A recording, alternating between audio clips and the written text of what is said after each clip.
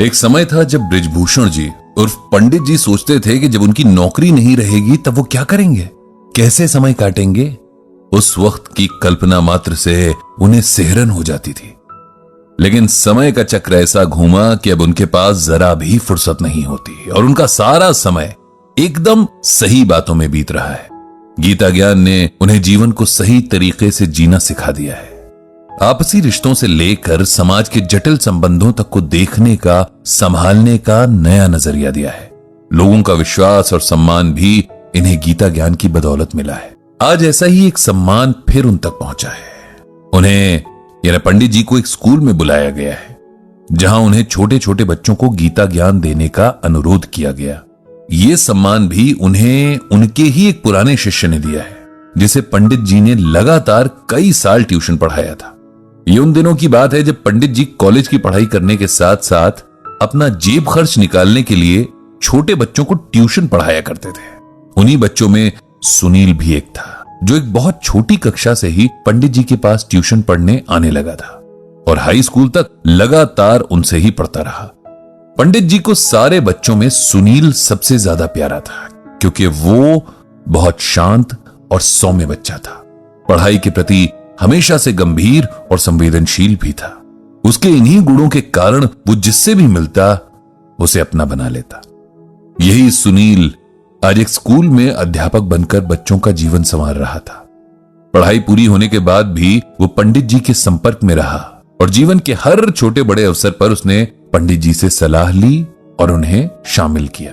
जब उसे पंडित जी के गीता ज्ञान ब्लॉग के बारे में पता चला तो उसने न सिर्फ खुद ये ब्लॉग पढ़ना शुरू किया बल्कि अपने साथी अध्यापकों को भी इसे पढ़ने के लिए प्रेरित किया।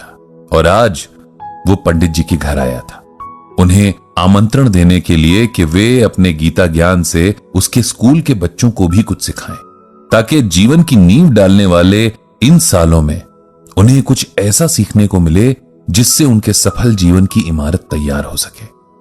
तय समय पर पंडित जी की कक्षा के लिए व्यवस्था की गई। एक बड़े से हॉल में बच्चे बैठे, कुछ बहुत छोटे थे तो कुछ थोड़ा बड़े। उन्हें देखते हुए पंडित जी ने सोचा कि मैं इन्हें क्या समझाऊं, ये तो अभी स्वयं गीतामय होकर जी रहे हैं। चलिए लेकिन अब जब आया हूं तो कुछ तो बोलना ही होगा। पंडित जी ने यही सोचकर माइक लिया और बोलना शुरू किया। प्यारे बच्चों, मेरा नाम बृजभूषण है, लेकिन मेरा एक प्यार का नाम भी है। जैसे आप सबका होगा, कोई रिंकी, कोई पिंकी, कोई चुनमुन तो कोई रुंझुन। ऐसे ही प्यार से सब लोग मुझे पंडित जी बुलाते हैं। क्या बुलाते हैं? पंडित जी। सभी बच्चों ने एक स्वर में जवाब दिया। आज मैं आपके साथ कुछ बातें शेयर करने आया हूं, बातें जो भगवान श्री कृष्ण ने हमें बताई हैं। आप लोग जानते हैं कि भगवान श्री कृष्ण कौन हैं? जी, भगवान श्री कृष्ण जो बंसी बजाते हैं, माखन खाते हैं। एक बच्चा बोला, बिल्कुल ठीक।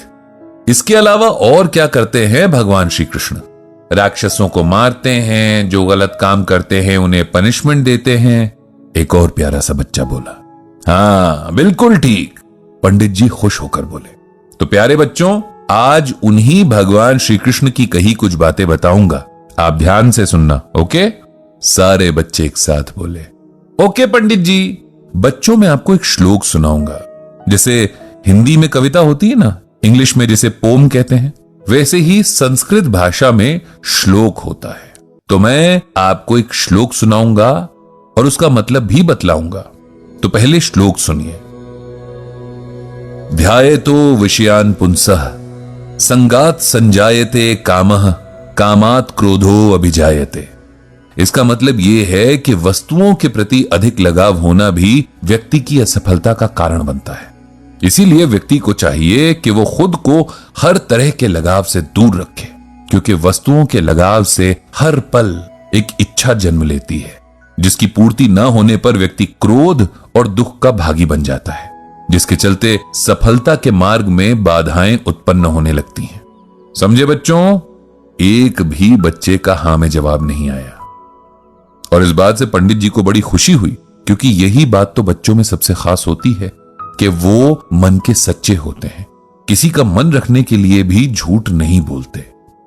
बहुत बढ़िया बच्चों, ये तो मुझे भी समझ नहीं आया, यह सुनकर सारे बच्चे जोर से हंस पड़े। अब हम दूसरे तरीके से इस श्लोक का मतलब समझेंगे। इसमें भगवान श्री कृष्ण बताते हैं कि हमको किसी भी चीज से बहुत ज्यादा प्यार नहीं करना चाहिए। ऐसा नहीं होना चाहिए कि हम इस चीज के बिना नहीं रह सकते। अगर हम ऐसा करते हैं तब हमको वो चीज ना मिलने पर बहुत दुख होता है और गुस्सा भी आता है। अब मैं आपको एक एग्जाम्पल यानी उदाहरण देकर बताता हूं। आप सबके घर में मोबाइल है? जी पंडित जी, सब बच्चे बोले। और आप सब घर पे मोबाइल का यूज बहुत ज्यादा करते हो। आप उसमें वीडियो देखते हो, अपना होमवर्क उसकी मदद से करते हो, गेम्स खेलते हो, और जब आपको आपके मम्मी पापा मोबाइल छोड़ने के लिए कहते हैं तब आप सबको बहुत गुस्सा आता है, नहीं? कोई तो रोने भी लग जाता होगा, खाना भी नहीं खाता होगा, है ना? बच्चों की आवाज आई, yes Pandit ji. The amazing world